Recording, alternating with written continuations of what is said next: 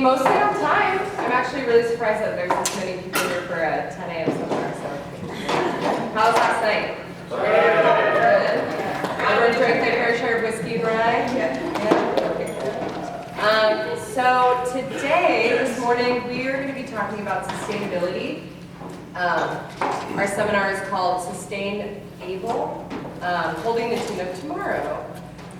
So what we're really hoping to get from this, or hoping that you guys get from this, is to take away a couple key things that are easy to implement in your bars or to tell your friends, and hopefully enable you to change your lifestyle a little bit and be a little bit more sustainable. It's good for you, it's good for the world, and it's good for everybody. To introduce our speakers and myself, my name is Amanda Thomas. My girl. I'm the Bacardi Senior Portfolio Ambassador for the Southeast. I just moved here, or just moved to Miami actually from San Francisco. My girl. Yep. This is Carly Gaskin from Chicago.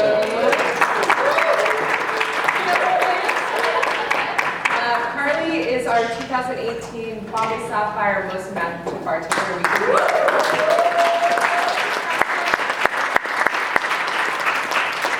And then last week, Ryan. All right, next. Ryan also just moved to Miami from Los Angeles, and Ryan is our National Bombay Sapphire Ambassador. He's got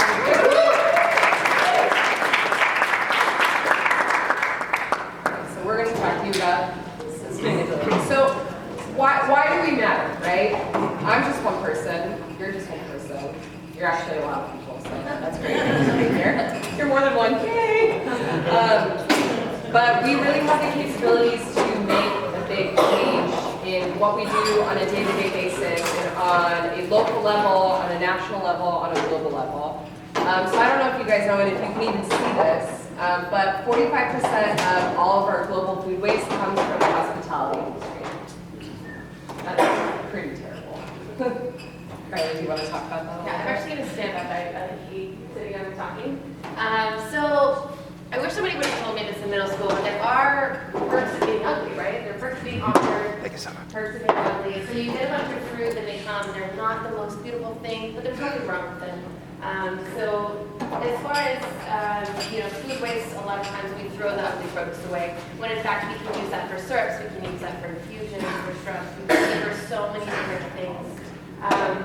We have a lot of waste coming from over-prepping and over-ordering, so basically, you don't want to run out of things on Friday night, so you're going to have that over-prep, and that's totally fine. And then just finding ways to reuse it either the next day or working with your kitchen to reuse instead of wasting, if that makes sense. Chinese delivery, so if anybody's guilty of ordering for 8 when in fact it's for 1. Guilty as charged every time you're hungover, you want some Chinese food, you order a bunch of it. And also large portions, eating with your eyes instead of your stomach, also guilty as charged.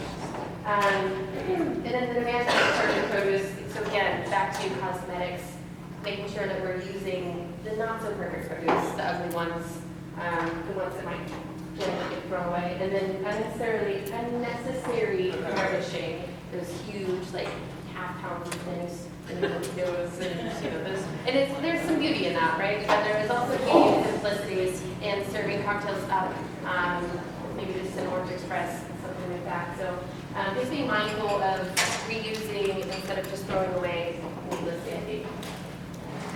So in the United States, we are one of the largest contributors to landfills. And sadly enough, most of the things that we're sending to landfills are actually produce that's grown. There's 40% of produce that's grown goes to waste, and 90% of that produce goes into a landfill. So one of the things that I've recognized since moving to Florida is that, in California we had compost bins at every bar that I worked at. It was one of the top things that would fill up every single night behind the bar, which is great because that produce can go to farms, it can go to create new energy, but in so many other states around the US, that produce goes straight into the landfill. And unfortunately, all the gas that's produced from these food scraps turns into methane, which is a greenhouse gas that contributes to pretty terrible things happening in our ozone layer. For example, just one head of lettuce can take 25 years to decompose in the landfill.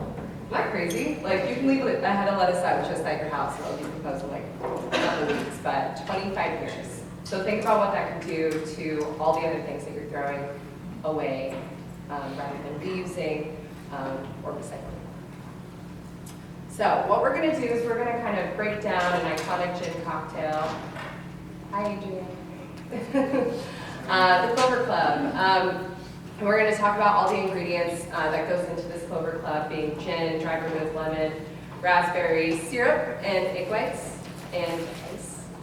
And kind of figure out how this breaks down and what that means for sustainability.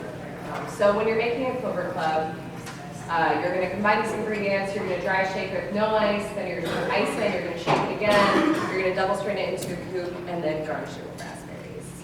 So we'll let Carly kind of work right into this. So we're going to start with gin. So, when you choose your spirits that go into your cocktails, I think there's a way to be more aware of what you're choosing and why.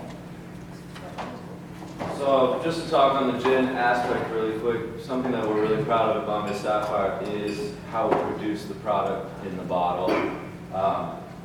Really kind of touching on all the points of where waste exists in distillation. I'm sure some of you are aware from different seminars as far as like different spirits and their waste byproducts. And that's a big part of what we try to mitigate. We are in the Laverstoke Distillery is in a very environmentally sensitive zone. So there's a stream that actually runs right through it that is environmentally protected, and we do a lot to make sure that everything both in and around that area is protected and sustained. And we power our still 80% of the power comes from either burning the spent botanicals mixed with wood from local farms, chopped up byproduct in a biomass boiler, and also a turbine that we have connected to the river that turns and powers a lot of what we do. We reuse the spent water that comes out of the stills, and that warms what's coming back into the stills, so that you cut down on 80% of your power right there, just like boom, by reheating, because heating the stills and heating cold fluid, obviously, as you know, takes forever. But these are some of the many things that we do. And the big one is at the very top, the Outstanding Award from Green. We are the only distillery in the world to have that recognition. And it's something we're very proud of as far as all the things that you see below that add up to that award. And it's pretty impressive, and hopefully a lot of you will get to see it. If you enter MIB, you might get to see it sooner than later. But yeah, it's something that we're passionate about, and that's kind of why we wanted to have this seminar and talk to you guys, is doing little things, and that's where this all started for us. It was a big step to doing big things, and it all adds up. It all adds up.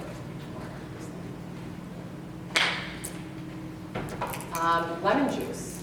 Carly, you want to talk about? Yeah, so another component of Plastic Clover Club is lemon juice, and citrus is one of the biggest components of how much we're wasting, right? It is one of my favorite ingredients because it's something that can be used in so many different ways, from peeling the lemons before you juice them, from saving the shells, which is a cocktail that you guys have in front of you called Jet Survivor. This is a version, a kind of a dialed-down version of the cocktail that I did for MIB this year. So the cocktail in its entirety, which we'll chat about a little bit more, is a zero-waste cocktail. So for the syrup that I use for this, taking the spent pineapple pulps and infusing them with the lemon shells to make a beautiful bright oleosaccharum. So you can then reuse your lemon juice, your lemon shells to make different syrups. And if you have a citrus-forward syrup, you need to cut back on your lemon juice, correct? So, and then you think about if you're saving, we'll say, a case of lemons a month. A case of lemons right now in Chicago is about $60. So you're saving, a case a week. So if you're saving a case a week, that adds up to $240 a month times 12. can really, really save you some money. And then if you incorporate oranges and grapefruits and limes into that, it really, really come to the end of the year can save you at your bar, make your bosses happy, make you happy. It will save you a lot of money. And kind of the same thing with raspberries. So raspberries are one of the biggest culprits of the ugly produce, right? You get them in these big, bulky plastic containers, and you end up throwing half of them away because they're not as beautiful as what you'd like to garnish them with. And then saving those ugly raspberries, turning them into that syrup. Working with your kitchen, again, is one thing that we'll talk a lot about today. If you don't have kitchens, work with your neighbors. Make sure that we're kind of sharing things that we might throw away. And just talking to people, having a conversation of, hey, I made, 3 gallons of extra shrub for this thing, or however much. And even freezing a raspberry is one of my favorite things to do with garnishes and serving process is pre-skewering your fruits, freezing that, and using that as a garnish and leaving it cold without diluting it anymore, which is one thing that we do so much with, especially raspberries, because they're delicious, but Yeah. And they're also not always in season, which is not tough. always in season. That also, kind of brings us to the next point of egg whites. I think when you're buying things for your bar, like, obviously we want to make our guests happy, we want to appeal to their interest and get them excited about the cocktails that they want to order. But it's being conscious of what you also want to do in your bar, and does it make sense to buy these things, and how can you get the most out of it? So egg whites being one of them is kind of a tricky thing because there's a whole process, there's no egg without a chicken, so you have to kind of consider where this process starts and then where it ends. Like, how much can you get out of this egg? If you're going to go, have a chicken, have an egg, do that. So you want to talk about that a little too? Yeah, so to touch on exactly what she just said, and with lemons and any sort of produce that you're ordering, you don't just have to think about the piece of fruit itself. You have to think about where it's coming from and the process it took to get to where you are. So if you order lemons from Florida and you live in Detroit, there's an entire process of shipping, distributing. They need to be on refrigerated trucks. They take a lot of energy just to get to you, and they're not light. We've all held a case of citrus. It's pretty heavy. So then it comes down to egg whites. You think about the chicken itself and the farm chicken. Yeah. So you think about the life of the chicken. Is it a happy chicken? I mean, that is maybe not better to example, but are they cage-free? You get a lot more rich yolk to free-range and cage-free chickens than you would chickens that are raised in those type of cages. And then you think about a case of eggs, how much packaging is coming in that so that you don't get a case of just broken eggs everywhere. So then utilizing the rich egg yolk itself, saving that for custard, saving that to use in your kitchen, doing flips instead of just sours, things like that. Water that's used to wash out the eggs, you don't want to dirty egg come to you. So there is a lot of waste in this. A couple substitutions you can use with egg whites. One of my favorite things is aquafaba, which is the juice that comes from chickpeas. I don't know if everybody's familiar with that, but works as a beautiful, beautiful substitute for egg whites. If you work in the kitchen, that's doing hummus, you have a lot of aquafaba just thrown away. That's a really, really beautiful substitute. You also, even with Judge Survivor, use gelatin in your foam. So figuring out how to utilize other ingredients. I've been guilty of it myself where I would crack so many eggs just to get the egg whites and just toss the yolks. So, just being conscious of those steps that you're taking and figuring out how to make the most of it. Or, working with your neighbors, and maybe you have a bakery that's next door or something you can give them your yolks to make a custard and stuff. Even something as simple as when you're separating your yolk from your egg white, doing that in a tin that you're not building your cocktail in. So you're building your cocktail into your small tin. You crack your egg over your large tin, so if it does break, you get a shell in it. You absolutely get some yolk in it. You're not wasting the entire cocktail. You're just reusing another egg. Brings us to our next point. Yes. I was going to sing for you, but I don't think we're going to. So thinking of ice, just as we talked about earlier, it's you're dry shaking, then you're shaking with ice, and you discard your ice, and that's a lot of water that goes to waste. And in California, we were in a drought for so many years, and that was something that we really need to be conscious about. So figuring out how you can use ice appropriately like maybe you're gonna just shake with a couple cubes, or maybe you're gonna just build something over ice rather than shaking it if appropriate, or using crushed ice as an alternative in rolling your cocktails. Yeah, I think another thing to touch on with that is wasting water to waste water. So what that means is burning your well at the end of the night. If you think about how much that adds up, so if you're thinking you have 2 wells, right? It takes about roughly 6 gallons of just hot water to burn about 3 gallons of cold water per well, per night, per bar. So it really, really, really adds up. So there's a couple different things you can do, like burning your ice the next day in the morning. There's a lot less water to be wasted there. Watering your plants with ice, dumping it outside instead of just burning your ice. Well, obviously you want to get all that ice out and clean it. But instead of just kind of dumping it outside, obviously in Chicago you can't do that 6 months out of the year. But in those 6 months time where you can actually just throw your ice outside, it saves a lot of water.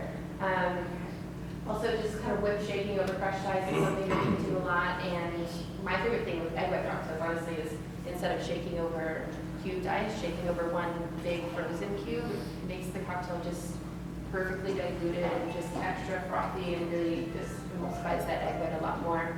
And you're using a lot less ice. So Ryan, you used to work at a bar in LA, the Ponte, and you would do something with your ice, and you would work with the neighboring coffee shop, right? So you want to talk about that? Yeah, I mean, it's something we're going to touch on a little bit, but working with your neighbors is a big part of sustainability, and I think that's the part that I gravitated to the most. Figuring out what I never really ever broke eggs in my bar because I had a bakery, and they constantly had egg whites. So going next door and talking to people and just figuring out what you can trade, they're excited to give you, I mean, obviously this is something that you do without talking to the health department. I'm not condoning this per se, but to be honest, it's an amazing thing when you can create a community around you. At a coffee shop across the way, I worked with a bakery, and I figured out what people needed and wanted. The coffee shop loved getting ice because they didn't have to deal with their ice. I had great ice, and instead of burning it, I give it to them. They're opening up, and I'm closing basically. The bakery had egg whites. I mean, just working and talking to people around you can be a really massive, one, it cuts on your labor, right? So less labor, is great. Your owners love you. And 2, you get to know them. I mean, you get free coffee forever, and the bakery loves you. I mean, it's like a great symbiotic relationship. I think that's a big part of sustainability, and really how it was done forever is you work with your neighbors. So this is probably a big reason why you're such a coffee queen, why you're always over-caffeinated, right? Garnish. So figuring out what needs a garnish and what doesn't. We have, one of my favorite cocktails ever is a daiquiri, right? It's amazing and delicious. But do we need that, lime wheel all the time? No. Does it look nice? Sure. Just as Kylie was talking about with mint earlier, do you really need to use like 20 mint leaves or sprigs? It looks great, but think about what that could also go to and how to utilize it for a situation where you really do need it. So, also utilizing bitters and stuff, like maybe on a Cooper Club, yes, it'd be great to use frozen raspberries that maybe we're going to start to turn, and then you can garnish it with that, or just use bitters to kind of get over that funky egg white aroma, but just be conscious of that. I think dehydrating, and you'll see here, and we'll talk about single-use plastics, but also being conscious of your skewers. If you're using, you're making 100 cocktails a night, and they each have a plastic skewer, 100 plastic skewers, and also like work with brands. I know that there are several different. I know Grey Goose makes some really beautiful skewers. Bombay Sapphire does as well, I believe. So working with your brands to say, hey, we would love some metal skewers, some reusable skewers. Guests steal them. It's not that big of a deal because it's advertising for them, and Hopefully they'll use them at home too. Yeah, so there you go. and saving money. I have a question. We're talking about garnishes. I guess most fashion bartender could be an example. Have you guys pulled that as a section of judging in this pursuit of Like garnishing or sustainability? Well, if you went on a limb and said most garnishes aren't sustainable, based on that thought you hurt someone if it wasn't a sustainable garnish? Or would you try and push towards like more garnish-free cocktails because of the difficult impact? I mean, speaking from my side of things, I think that the whole cocktail is taken into consideration. I wouldn't say that you would be docked if it wasn't a sustainable garnish, but I think that we break a cocktail down into taste, aroma, appearance, but I don't think that if you have the most eloquent garnish, like even with Bacardi Legacy, I don't think that that would make or break your cocktail. I think it has to taste good, it has to like have an aroma to it, and I don't think having the most crazy garnish. Your cocktail has to be a story. And if you communicate that story, you're going to scream through it. That's the truth about it. So if you communicate the story of your cocktail adequately, and you talk about the fact of why you don't have 13 garnishes and a plastic flamingo, then you're going to jump ahead. And that's the way, whether you're sitting at the bar giving it to one guest, or sitting in front of judges and giving it to them. We're also in the Instagram era where, I was actually talking to Carly about this last night. We're going to sleep, and I'm like, man, like, we see all these beautiful cocktails on Instagram nowadays, and that's amazing, but do they taste good? Like, I have no idea, and what, I think we definitely do see with our eyes, but we also have to think about these things too. What era are we growing in? What kind of bartenders do we want to be? And how are we going to kind of grow the community because of that? And to touch just really briefly back on your question, for my experience with NIP, through the entire experience, all of my cocktails, all of my challenges, I was very conscious about sustainability, and that was kind of my story, something I'm obviously very passionate about. So of the garnishes, and something that you guys haven't seen today, but for Jet Survivor, it's dehydrated rhubarb and carrot dust was kind of sprinkled over top, and just reusing that. And then for another challenge, I garnished it with just a piece of cheddar cheese. So it's things just for me, that was my story, things were edible, and kind of reused in their entirety. So I don't think that they take, like, your garnish isn't sustainable, we're gonna dock points. Absolutely not. If it's part of your cocktail and it works with your cocktail, it's great. I just want to piggyback on that. Do you think that sustainability will ever be a part of the scoring for the competition as a legitimate category? I would love for it to I be. think that would be huge. I think it would be awesome. I mean, I don't know. I think it already is. I mean, with any cocktail competition, there has to be something that makes it stand out. I mean, you have to stand out. Good is not going to win you anything. And so having that storyline makes it stand out. And the people that do win have a storyline that connects with the judges, connects with that. And so making a good cocktail is something that every single person in here can do. But making something that has an impact or touches on something that we're all very passionate about will always attract attention and sort of jump that up a little bit.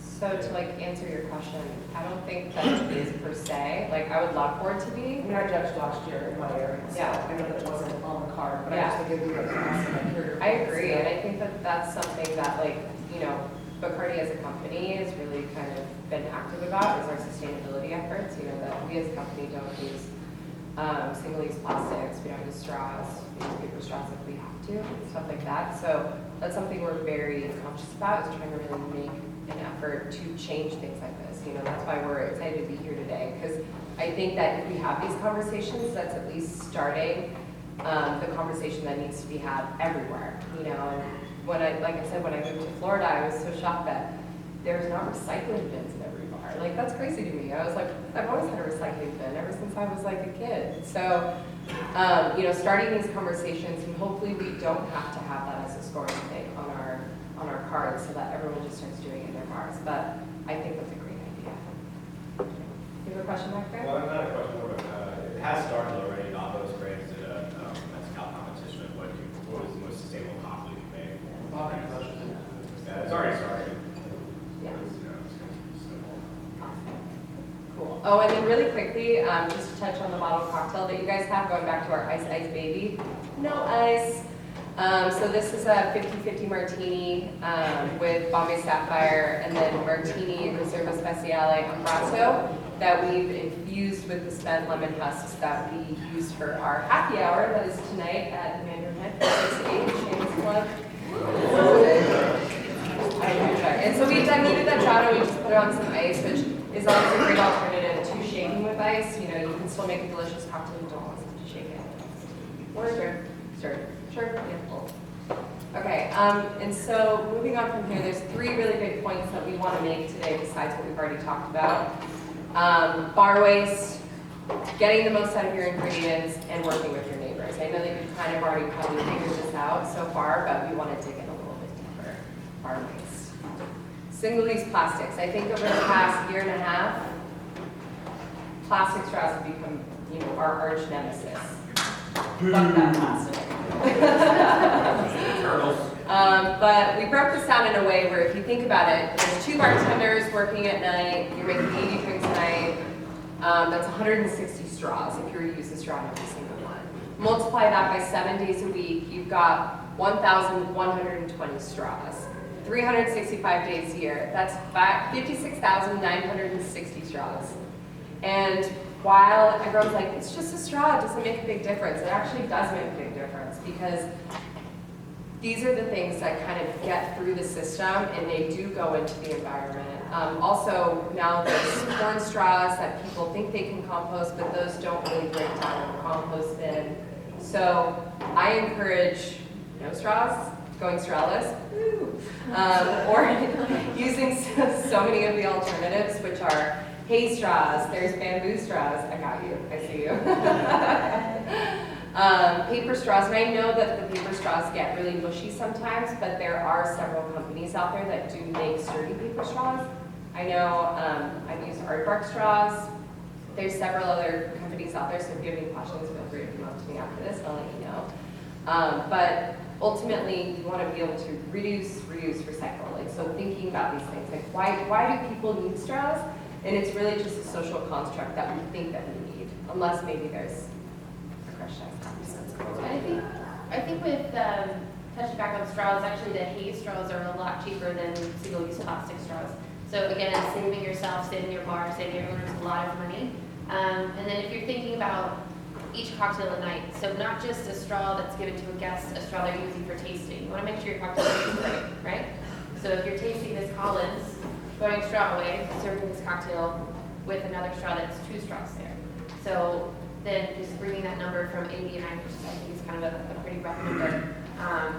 And just bringing that down to using metal straws, using plastic straws as you're tasting, leaving them in your, to reuse every single night, using your spoon, things like that. I got a question, I'm sorry.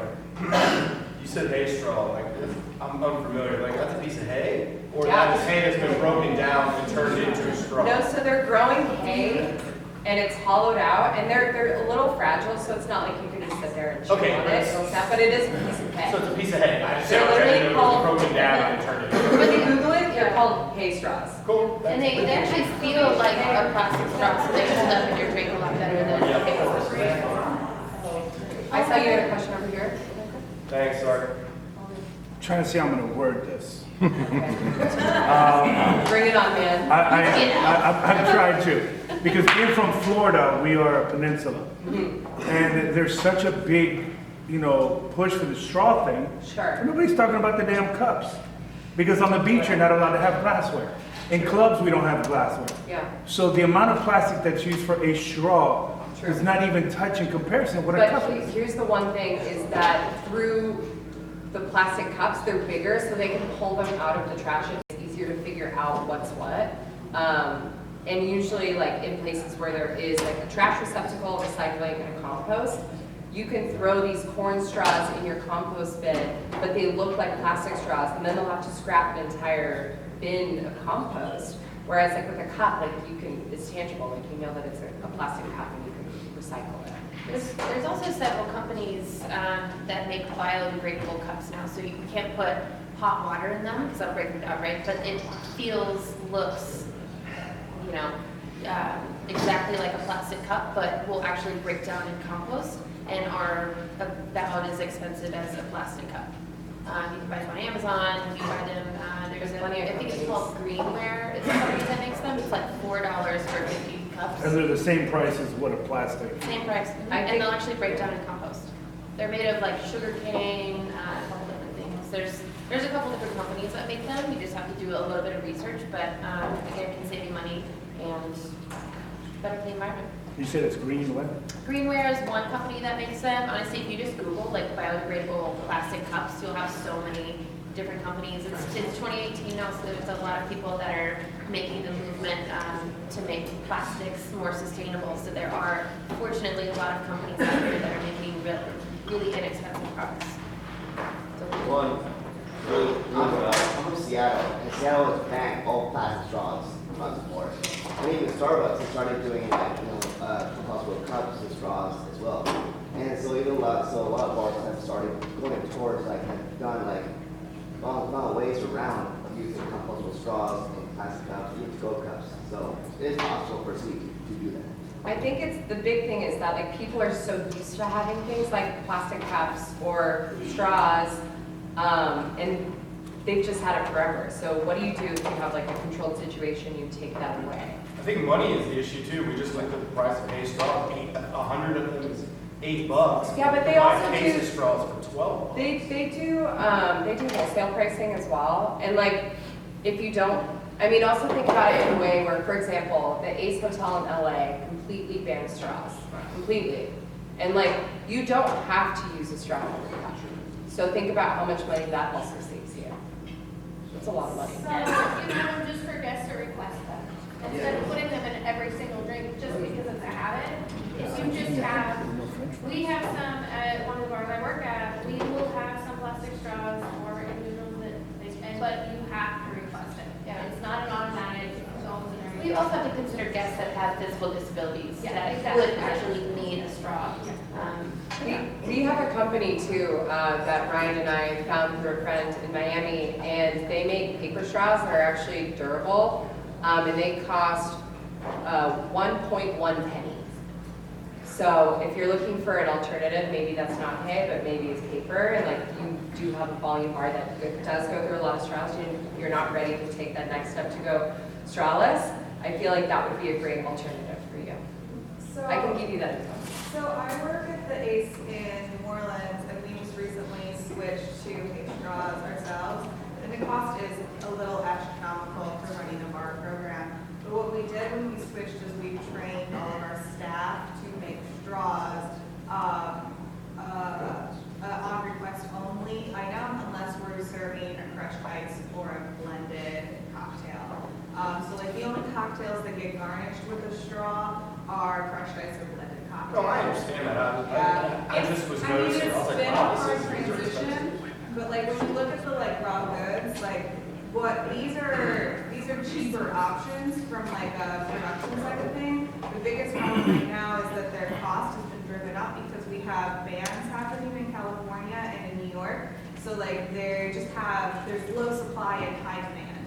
And once that evens out, once we all make the switch, we're gonna find more and more affordable options in that realm. But that's also amazing that like so many people are like, wow, we're actively trying to make a difference and like choosing, you know, something that will break down better as opposed to plastic. And I know a lot of companies like, or a lot of bars and restaurants here in Florida don't necessarily even have recycling, but they are going towards more paper. So think about kind of recycling things. It's the same thing that happened with paper straws. 5 years ago, they were 8 cents a pop, and I remember wanting to kill myself. And now they're a penny. So as things sort of align, I mean, right now, if you work for the owners that I work for, you want the penny option, and so that's an awesome option for you. And when hay straws sort of come down, or all these other options do, you're welcome to change and do all that. But to have paper straws be where they're at is, and I think to sort of wrap all this up so that we can not fall too far behind, these kind of questions are really important as far as like the cups and things like that. I ask these kind of questions of myself, kind of looking at my trash on a given night, and I found that we were killing a lot of coasters. So I went down to a thrift store and bought reusable coasters, glass coasters, metal coasters, whatever I could find. They were a buck a pop. I saved a ton of money doing that at the bar, just having that. Your bar may not be that sort of aesthetic, but Think about, look in your trash and just go, wow, that's a lot of that, or man, I can get rid of that, and work it out. I mean, we all have different style bars, different uses, and finding what you can sort of nail down and getting that nailed down and then going on to the next thing can be really cool and kind of rewarding. And at the end of the day, it really does save you money, where if you think about certain things like straws or coasters, you might have to invest a little bit, but the benefit is far greater because you did so. Because think about the longevity of these things and how long they last and what you're going to get out of them, as opposed to just disposing constantly. So think about like how you could elevate your bar and just like invest a little bit to move on. On to the next. So getting the most. So if I'm a bar manager and I don't really, if I, like the group that I work for is a big restaurant group in like my tri-state area. So trying to make the switch with that, like you said, like I feel like I'm involved, like I'm in New Jersey, and like we're not really doing too many of these things. So like I would like to try to start doing that, but I feel like it's not that I'm helpless as just a bartender. Like there's a way that I can market it to corporate and maybe try to present it to them, but like would you have any like tips or tricks on how to actually do that, given not having like a foothold as a manager? 100%. I think I don't remember who said this quote. I think it was one of the Scotch TV kids, and they said, kind of like what we talked about at the beginning of just one person. What do I mean, right? But 1,000 small ideas is better than one big idea and one person saying this one thing. So just finding ways to just have the discussion. Just that's where it all starts, right? And not coming in and saying, this is how much money we're wasting, but all just saying, hey, this is how much money you can save by doing this. And I think for a lot of big companies and certainly owners, if you put a dollar amount on something, really resonates as far as, we can save a lot of money by using reusable coasters, doing away or getting rid of a lot of single-use plastics. And honestly, just having that conversation and just being really passionate about it. Yeah, I mean, from my perspective, so I would go to the owners with ideas about sustainability, and to them this is not important at all. This doesn't make them or lose them, or it loses them money, not making them money, and they don't like that. So what I would do is I would present, I would get my facts, I would say, look, this is what this is going to cost versus what we're going to get, media and all that, if you will. But at the end of the day, if they said no, then I would go to the brands. And that's where you can call up like Bacardi or Bombay and say, look, my owner said no, but I want to put a drink on the menu of Bombay Sapphire, and I would love to use a reusable straw. Can you help me out with that? And I guarantee you, you're going to get a call back. And that's how I got my foot in the door, and now all the bars in that hospitality group that I ran use reusable straws. So if you get your foot in the door and don't take no for an answer, you can find another way. But it's just about getting creative as somebody who doesn't have the purse strings. So that's an awesome way to do it. Alright, so we've only got a couple minutes left. I want to blow through these slides kind of quick. Ready? So I think they said you still have like 10, 15 minutes. Word. All right. We're gonna save a couple minutes per question, so let's just kind of go through these at the very end. So getting the most out of your ingredients. We've already talked about, being conscious of what you're ordering, and but it's also about prepping smart and figuring out how you're going to store things appropriately, how you can get the most out of these individual ingredients, reuse, etc. Oh, produce sustainability. So to touch on again, shopping local, which is going to cut down shipping, distribution, refrigerator truck waste so much, obviously. And then just pricing things out, because a lot of times you're working with a local farmer where you get things a lot cheaper than you would be able to just from ordering a case of produce. Finding ways to use the whole fruit again, so reusing each produce, not necessarily in its entirety, but just being mindful of what we're throwing away. There's a lot of life left in produce. So again, pineapple juice is one of my favorites because you can take away the pulp, use it for an infusion, and that works with almost any piece of produce. Is that going bad? So again, using syrups, doing shrubs, infusions, which kind of creates this another level of creativity and just pushing your boundaries a little bit further, saying, I have this, what can I use it in? how can I use that? So just constantly pushing yourself to be the creative bartender and to keep making those steps. Avoid overjuicing, again, overprepping. Predominance the juice for your menu if you have a menu with, 4 cocktails with lemon juice and 1 cocktail with lime juice. Just try to find that balance. And obviously, taste comes first, so not substituting. If lemon juice works better in this one than lime juice, then 100%. Just be mindful of ordering extra cases. If you're just using a blood orange for a garnish, just kind of maybe try to find another alternative for that. And dehydrating, one of my favorite things to do. Super easy. I mean, you can just turn on a dehydrator overnight and then you have amazing garnishes that you can use forever, or you can pulverize those and turn them into powders. You can use those in infusions. Like, there's endless possibilities with dehydrating produce, which is amazing because all of this means that you're stretching the longevity of these items so that you can use them in the future, or, on a happy hour menu. I know that Ryan, would repurpose some things and use those for his happy hour highball cocktails and stuff like that, so that, you're saving money by stretching this. Because we have so much produce, like I said, like 90% of, waste goes to a landfill. Like, how can we use these items to their most ability? So we have, chefs in the kitchen that cook nose to tail. Why can't we do that behind a bar? Like, we absolutely can. So think about that. So there's amazing swag out there, all these shirts and hats and things. But is there a strategy for brands to help the bar actually accomplish these missions, like compost bins and different recyclable options to help support us to do this? Brandy dehydrated.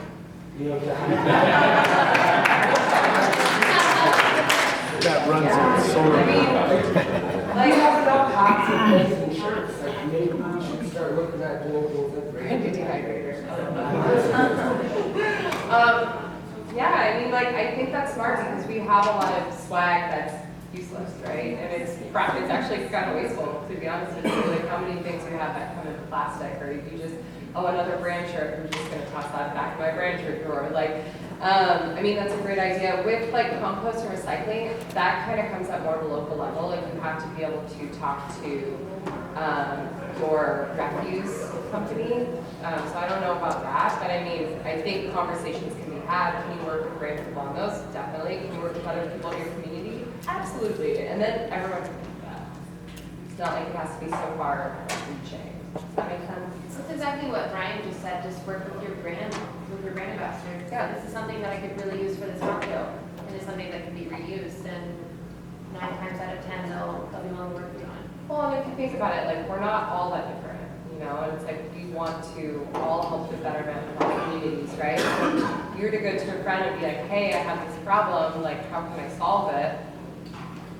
Then, your friends are going to come through and help you. So I feel like that's... Yeah, nothing's going to stop the swag game. We all know that. Let's not pretend. But what is going to stop is your creativity. So reach out. It's your bar. It's your job. I always looked for problems, looked for things that I wanted to be better at, and then I reached out. And I guarantee you'll never get a no. Somebody will say, I love that idea. Let's make that happen. And it might be your owners, and it might be a brand, and it might be a brand you never worked with, and then you start working with them and go, man, these people really care about Tampa, St. Petersburg, Chicago, wherever you live. And that's how you get these relationships. So start with yourself and swing the bat, and I guarantee you people will help you, 100%. Citrus alternatives. So getting the most out of your ingredients, and maybe, in some places, limes and lemons aren't readily accessible. How can you use these acids to kind of build your cocktail program still tastes delicious?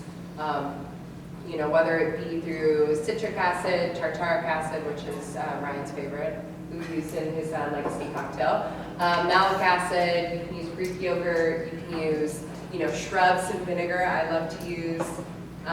So just think about these things, and again, it's stretching your ingredients. How can you make the most of this? Also, Carrot and using the carrot pulp for infusion in other cocktails is a little bit easier to do, but certainly something to think about for sure. even making a cinnamon syrup and using cinnamon sticks, and then drying out those cinnamon sticks and being able to use those to grate over your cocktail cocktails are garbage. Like, that's something that, you know, so easily people just toss in the trash. Like, that's still good. It's still got a lot of flavor and aromatics to it, so. And then one of our last points is Hey Neighbor. So how many of you have a recycling bin in your bar, behind your bar? Stay required, I like that. That's what in Florida. That's awesome. I was expecting not as many. So one of the things, I ran bars in California, in Los Angeles, and they like to charge you upwards of 30 grand to have a recycling program at your bar, and I said that's bullshit. So I reached out to the people that I worked with, and I said, do any of you have someone who is a big bottle collector, goes to the recycling area? And sure enough, one of them had a friend, and I talked to him and I said, look, here's how it's gonna work. Every night, at the end of the night, in front of the trash bin is gonna be 1, 2, 3, depending on how busy, giant bags full of bottles, recycling stuff. You have to pick that up every night before my owners get here, which is 8 a.m. And we're gonna make this work. And if you miss one night, the deal's off. And I swear to God, every night as I was leaving, he was waiting to grab that bag and haul it off and go recycle it. And it helps him, right? He's making some money off of that. It helps me, because I'm saving 30 grand on my top line. And I'm also doing something for sustainability in my city. And so getting to use the neighborhood, like we've talked about already a little bit, is a massive part of getting creative and figuring out a problem, fixing that problem. And I think across the board, you can sort of see where your issues are in your bar. You can go behind your bar and go, shit, we're not, our recycling bin that's state mandated is full of everything, not just bottles, and we just throw it all in the same place because, that's just what we do.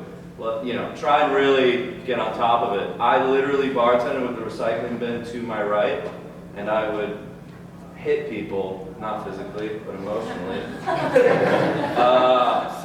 If they threw anything in there that wasn't recyclable. Because we all know how lazy that one person is that we work with, and they just throw it in the closest bin near them. So, really caring, really trying to put some effort in and creativity, get some thought going as far as that. And there's many more ideas about using your neighborhood and seeing what's around and just communicating. I mean, it really does bind a group together too, which is awesome. So. Yeah. Another thing, good job. I was lucky when I worked in bars that had kitchens, which was amazing. I worked at this place called Maven in San Francisco, and our whole concept was, the kitchen works with the bar works with the kitchen. Our food was paired with cocktails, our cocktails were paired with food.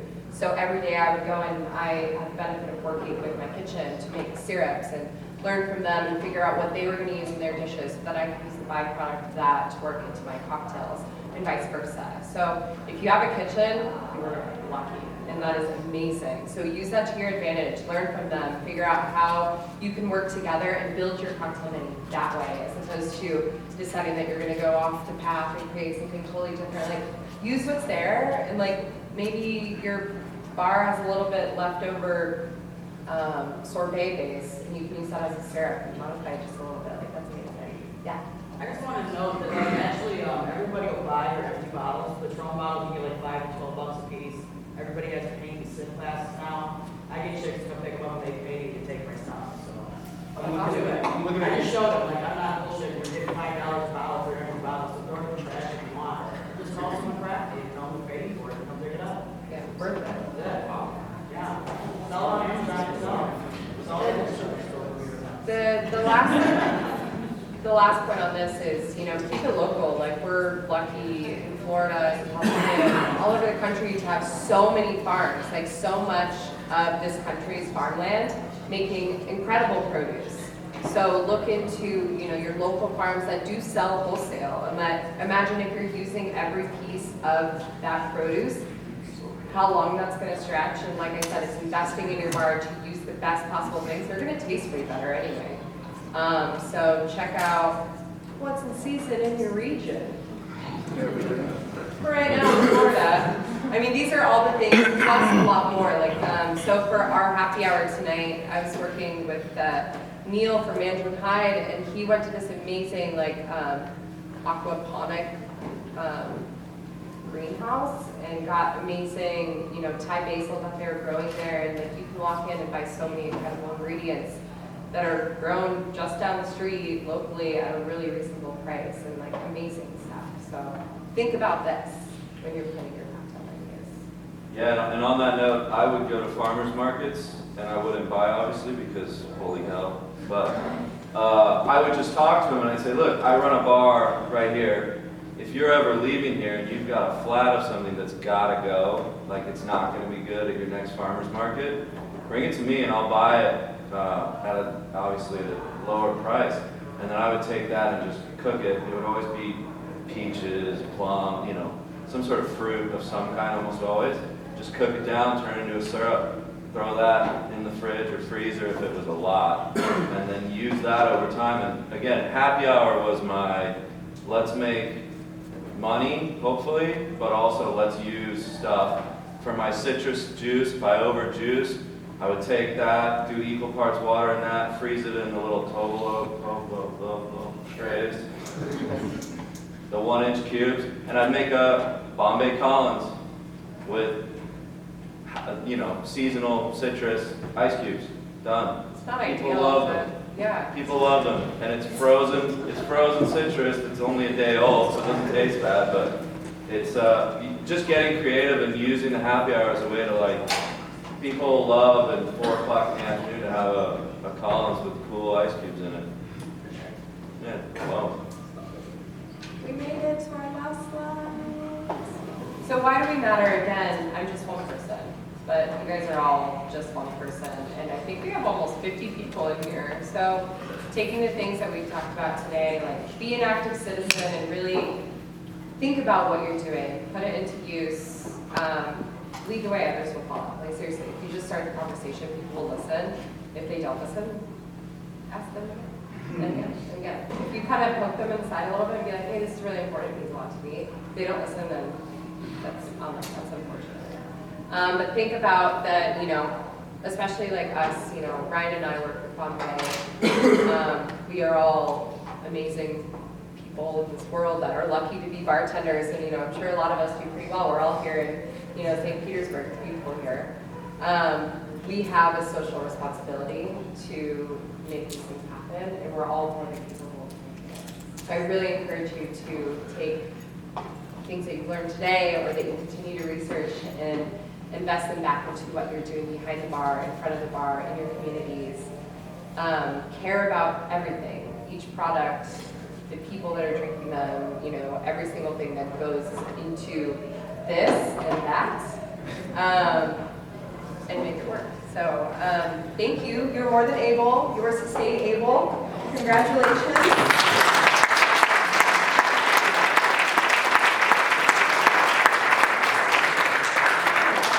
All right. We have like maybe 2 minutes before they kick us out of here. Does anyone else have a question for us? When saving the husk, how did you do that behind the bar? Because I'm going to be starting a program that's going to be a very small bar, and I would love to use it for like livestock, cordials, and whatnot.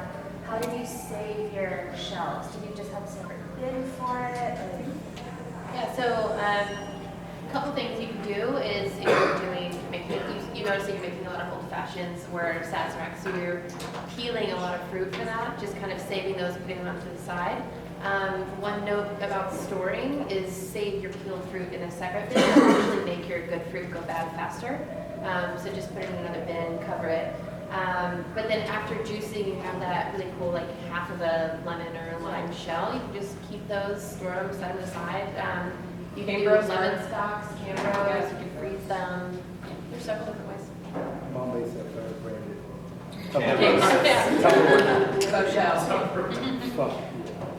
So, I mean, this is like only somewhat relevant to me personally, but I'm just super curious. I work at a place where we don't use enough peels. Like, we're always going to juice unpeeled fruit to like get ready for service. But if you do like run a super efficient bar where your peels match you're like juicing, if you make like an oleo from like the shells that have been peeled, like what does that taste like? Because you don't really have any lemon oil, the skin is gone. Like it just seems like it would be very like pulpy, very bitter. Like what is the final result, and like how does that influence the flavor of cocktails you would use that ingredient for? So personally for me, I'll do an oleo one of two ways, right? So either peeling the fruit and only using the peels, or using the shells after juicing that are unpeeled. So you want to keep that peel on them. So it makes a big difference in the two, because the one with just the peels is going to be far more citrus forward. The one when you're using the shells is going to have a little bit of juice residual in there. So is it going to be as shelf stable? But if you're using it for punches, things like that, you can then use a lot less citrus for there. So you can work it either way. Do you have a use for like peeled shells? You can dehydrate them. You could do a stock. There's a couple different salts. But I think about balance too. I mean, that's a really tricky thing. But like, think about a cocktail, right? Like, you want to have, bitter. You want to have sugar, spirit, and water. Like, so if something's bitter, like, how can you maybe add more sugar to it? I think just work with your most powerful thing, which is your nose and your taste buds, and figure out what tastes good. And also, you can also add acids to it. So citric acid, malic acid, uric acid, to kind of balance those things out and create like an equilibrium that you think tastes right. There's also places that will you can pay them to pick up your compost, so like all your spent through your revenues. It's like $100 a month. Yeah. Some cities will subsidize it too, which is really cool, like for tax break. One of the things that we do with the field centralized is, as opposed to just throwing it away, we'll make juices and drinks for family. Kind of everything's made, like apple, salt, like citrus and nuts, and like you can throw away. So I think we have time for one more question. I see one hand in the back, and if you guys want to ask us anything after this, you're more than welcome to. And we're going to be around. Like I said, we have our happy hour from 6 to 8 tonight at Manhattan. I'm going to be here all weekend. I think some of you are going to be here for brunch on Sunday. So thank you. Yeah. So love to take us back to the straw. So everybody kind of jumped on this train simultaneously. Like we're all kind of got an idea that we need more sustainable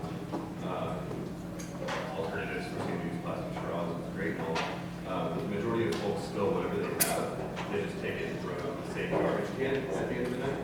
So is there a way to kind of educate people to get on this train to find a better way to dispose of those straws? Because you throw it in the plastic garbage bag that's degrade for 2,000, 3,000 years, kind of immediately. I think it's really starting the conversation, right? Because it's a social programming that's in our minds that, when you do things for a certain amount of time, you're just so used to it. It's like it's an action that's done forever. So talking to people, training is such a powerful tool. Like, are you talking about people behind the bar or like guests? Both. Just talking to people and educating them about, little things like I said, like the fact that it takes 25 years to break down a head of lettuce in a landfill. Like, doesn't that make it want to recycle? Doesn't that make it want to compost? Like, I think by just talking to people and getting those points across, they'll start to do it. And if you set a good example, then hopefully others will follow. I think that answers your question. And then with guests, same.